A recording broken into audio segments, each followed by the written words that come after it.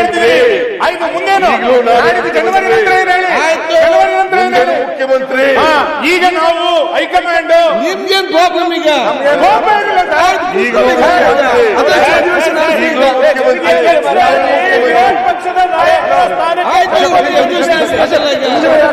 ನಮ್ಮಲ್ಲಿ ಹೈಕಮಾಂಡ್ ಇದೆ. ಹೈಕಮಾಂಡ್ ಏನು ತೀರ್ಮಾನ ಮಾಡ್ತಾರೆ ಅದರ ಮಾಡ್ತೀವಿ. ಅದು ಒಂದು. ಎರಡನೇದು ಜನ ನಮಗೆ ಆಶೀರ್ವಾದ ಮಾಡಿದ್ದಾರೆ. 5 ವರ್ಷ ಇರಿ ಅಂತ ಜನ ಆಶೀರ್ವಾದ ಮಾಡಿದ್ದಾರೆ. 2013ರಲ್ಲಿ ಆಶೀರ್ವಾದ ಮಾಡಿದ್ದಾರೆ, 2023ರಲ್ಲಿ ಆಶೀರ್ವಾದ. ಈ ಬಿಜೆಪಿಯವರಿಗೆ ಒಮ್ಮೆಲೂ ಕೂಡ ಆಶೀರ್ವಾದ ಮಾಡಿಲ್ಲ, ಇಲ್ಲಿವರೆಗೂ ಮಾಡಿಲ್ಲ,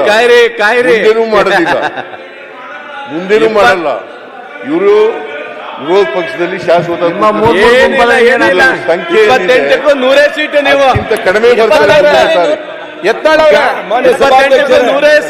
ಯತ್ನಾಳವ್ರು ಯಾಕೋ ಸುಮ್ಮನೆ ಕೂತಿದಾರಲ್ಲ, ಏನು ಮಾತಾಡ್ತಾ ಇಲ್ಲ. ಹೊಸ ಪಕ್ಷ ಹಿಟಾಚಿ ಅಂತ ಹಿರಿಯರನ್ನ ಮಾತಾಡ್ತಾರೆ, ನೀವ್ ಯಾಕೆ ಕೇಳಿ?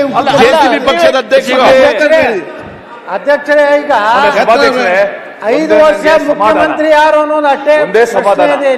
ಇಷ್ಟು ದಿವಸ ಮುಖ್ಯಮಂತ್ರಿಗಳು ಸಿದ್ದರಾಮಯ್ಯ 5 ವರ್ಷ ಅಂತ ಇದ್ರು. ಏಕವಚನದಿಂದ ಬಹುವಚನ ಬಂದಿದ್ದಾರೆ. ನಾನು ಜಗನ್ ನಾವು ಅಂತ ಬಂದಿದ್ದಾರೆ. ಪ್ರಾಯಶಃ ಕನಕದಾಸರು ನಾನು ಹೋದಲ್ಲಿ ಮಾತ್ರ ಹೋಗುತ್ತೇನೆ ಅಂದಿದ್ರಲ್ಲ, ಅದನ್ನ ಇವತ್ತು ಅನುಷ್ಠಾನಕ್ಕೆ ತಂದಿದ್ದಾರೆ. ಈಗ ನಾನು ಓದೇನು ಅದು ಕನಕದಾಸರು ಹೇಳಿರೋದು. ನಾನು ಹೋದರೆ ಓದೇನು ಅಂತ ಅವರು ಕನಕದಾಸರು ಹೇಳಿದ್ರು. ಕನಕದಾಸರಿಗೂ ನನಗೂ ಕಂಪೇರ್ ಮಾಡಕ್ ಹೋಗ್ಬಿಡಿ ನೀವು. ಜೆಸಿಬಿ ಪಾರ್ಟಿಯವರೇ, ನಾನು ಹೋಗಿ ನಾವು ನಾವು ಸರ್ಕಾರ ಮಾಡ್ತಾ ಇದ್ದೀವಿ. ನಾವು ಬಹುವಚನ ಇದು ಯಾವಲ್ಲೂ ಏಕವಚನ ಅಲ್ಲ.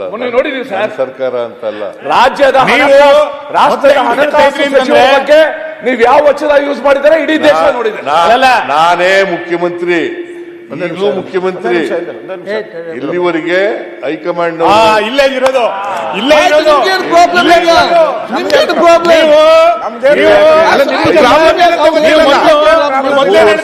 ಜನ ಬದಲಾವಣೆ ಮಾಡಿದ್ರೆ ನೀವು ಏನ್ ಹೇಳ್ತೀರಿ? ನಾನೇ ಮುಖ್ಯಮಂತ್ರಿ ಮುಂದಿನ 5 ವರ್ಷ. ಈಗಲೂ ನಾನೇ ಹೇಳ್ತೀರಿ?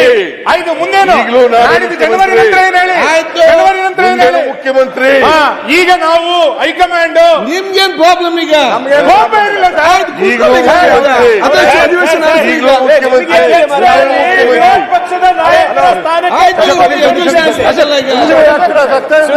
ಇಲ್ಲಿ ಮುಂದೆ ಬರ್ಲಿಕ್ಕ ಅಧ್ಯಕ್ಷರೇ, ಮಂಡಿಸಿ ನಮ್ಗೇನು ಒಂದೇ ನಿಮಿಷ. ಪ್ರಾಬ್ಲಮ್ ಬೇಜಾರಿಲ್ಲ. ಅವರೇ ನಾನೇ ಹೇಳಿದ್ದೀನಿ, ನಾನೇ ಮುಖ್ಯಮಂತ್ರಿ ಅಂತ ಹೇಳಿದ್ದಾರೆ.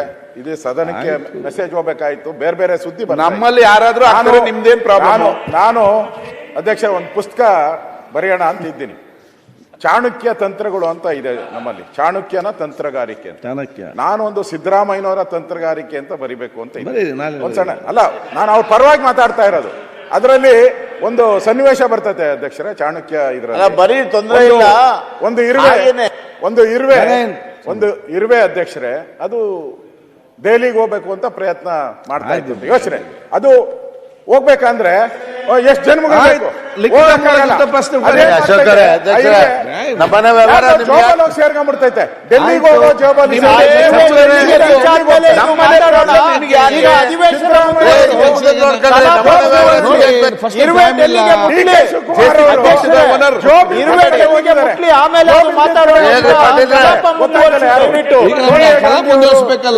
ಅವ್ರ ಜೊತೆ ಆಯ್ತು ಸ್ವಾಮಿ ಸರ್.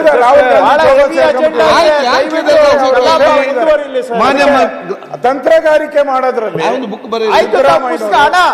ಪುಸ್ತಕ ಬರೀರಿ, ಆಮೇಲೆ ಮಾತಾಡೋಣ, ಚರ್ಚೆ ಮಾಡೋಣ. ಪುಸ್ತಕ ಬರೀರಿ, ಫಸ್ಟ್ ಪುಸ್ತಕ ಬರೀರಿ, ಆಮೇಲೆ ಮಾತಾಡೋಣ. ಪುಸ್ತಕ ಬರೀರಿ, ನಾವೆಲ್ಲ ಓದೋಣ. ಲಿಖಿತ ಮೂಲಕ ಉತ್ತರ ಸ್ಪಷ್ಟನೆ. ದಿನಾಂಕ ಪರಮೇಶ್ವರ್ ಅವರೇ ದಿನಾಂಕ ಪರಮೇಶ್ವರ್ ಅವರೇ. 15/12/25 ಮಧ್ಯಪ್ರವೇಶ ಮಾಡ್ರಿ. 5ನೇ ಪಟ್ಟಿಯಿಂದ ನಿಮ್ದು ಡಿಮ್ಯಾಂಡ್ ಇದೆ, JCB ಮಧ್ಯಪ್ರವೇಶ ಮಾಡ್ರಿ. ಪಾಪ ನಿಮ್ಮವರು ಒದ್ದಾಡ್ತಾ ಇದ್ದಾರೆ. ಹಾಗೂ ಲಿಖಿತ ಮೂಲಕ ಅಶೋಕ್ ಅವ್ರು ಹೇಳಿ, 130 ಪ್ರಶ್ನೆಗಳ ಪೈಕಿ ಸಭಾಧ್ಯಕ್ಷ 110 ಉತ್ತರಗಳನ್ನು ಹಾಗೂ ದಿನಾಂಕ 16/12/25 ಅವರು ಭಾರಿ ಡಿಮ್ಯಾಂಡ್ ಅಲ್ಲಿ ಇದ್ದಾರೆ, ಮಾತಾಡ್ತಾ ಇಲ್ಲ. ಲಿಖಿತ ಮೂಲಕ ಉತ್ತರಿಸುವ 230 ಪ್ರಶ್ನೆಗಳ ಪೈಕಿ 126 ಪ್ರಶ್ನೆ ಉತ್ತರಗಳನ್ನು ಸದನದಲ್ಲಿ ಮಂಡಿಸುತ್ತಿದ್ದೇನೆ. ಈಗ ರಾಯರೆಡ್ಡಿ ಸರ್ ಒಂದು ನಿಮಿಷ. ಸರ್ ಒಂದ್ ದಿವಸ 110, ಒಂದ್ ದಿವಸ 120. ಈ ಮಿಕ್ಕಿದ ಕ್ವಶನ್ಸ್ಗೆಲ್ಲ ಉತ್ತರ ಎಲ್ಲಿ ಈಗ ನಾನು ಎಲ್ಲ ಬರೋದೇ ಇಲ್ಲ ಸರ್. ಆಗಸ್ಟ್ 21ನೇ ತಾರೀಕು ಕೊಡ್ಬೇಕಾಯ್ತು ಉತ್ತರ, ಇದುವರೆಗೂ ಬಂದಿಲ್ಲ. ಗೊತ್ತಾ ನಿಮ್ಗೆ? ಪ್ರತಿ ಸದನದಲ್ಲಿ ಅರ್ಧಕ್ಕಿಂತ ಅಲ್ಲಿ ಹೆಚ್ಚು ಸ್ಪೀಕರ್ ಅವ್ರು ಹೇಳ್ತಾರೆ ಒಂದ್ ತಿಂಗಳ ಉತ್ತರ ಕೊಡ್ತೀನಿ. ಲಿಖಿತ ಪ್ರಶ್ನೆಗಳು ಎಲ್ಲಿ ಉತ್ತರನೇ ಬರ್ತದೆ ಉತ್ತರ? ಬರುವುದಿಲ್ಲ. ಆಯ್ತು. ಸರ್ ಮಾನ್ಯ ಮುಖ್ಯಮಂತ್ರಿ ನೀವು ಆಫೀಸಿಗೆ ಕೊಟ್ಟಂತ ಯಾವ್ಯಾವ ಪ್ರಶ್ನೆಗಳಿಗೂ ಕೂಡ ಡಿಪಾರ್ಟ್ಮೆಂಟ್ ಉತ್ತರ ಇಲ್ಲ. ಕೊಡುದಿಲ್ಲ ಅವ್ರ ಮೇಲೆ ಒಂದಲ್ಲ ಎರಡೆರಡು ವಿಧಾನಸಭೆಯಲ್ಲಿ ನಾನು ಕೇಳಿದ್ದೇನೆ. ಈಗ ನಾನು ಸರ್ಕಾರ ಮತ್ತೆ ಎಲ್ಲ ಸಚಿವರಿಗೆ ಹೇಳಿದಿಷ್ಟೇ, ಎರಡೆರಡು ಅಧಿವೇಶನ ಉತ್ತರಗಳು ಬರ್ತಾ ಕೇಳಿದೆ. ಇಲ್ಲ. ಉತ್ತರಗಳು ಒಂದು ಅವತ್ತಾಗ ಸರಿ, ಕೆಲವೊಮ್ಮೆ ಪ್ರಶ್ನೆಗಳು ಕೂಡ ಅಂತ ಉತ್ತರ ಇರ್ತದೆ, ಎಲ್ಲ ಕ್ರೋಢೀಕರಿಸ ಬೇಕು. ಹಾಗೂ ನಿಗದಿತ ಸಮಯದ ಮುಟ್ಟಿಸುವಂಥ ವ್ಯವಸ್ಥೆ ಇಲಾಖೆ ಮಾಡಬೇಕಿಲ್ಲ. ಅಧಿಕಾರಿಗಳ ಮೇಲೆ ಕ್ರಮ ತಗೊಳ್ಬೇಕು. ಯಾರಲ್ಲಿ ಗ್ರೌಂಡ್ ಲೆವೆಲ್ ಪ್ರಿಪೇರ್ ಮಾಡ್ತಾರೆ, ಇಲ್ಲ ಇದೇ ರೀತಿ ಮುಂದೆ ಹೋದ್ರೆ ಯಾರು ಪ್ರಶ್ನೆ ಕೇಳಲಿಕ್ಕೆ ಬರ್ತಾರೆ? ಅಶೋಕ್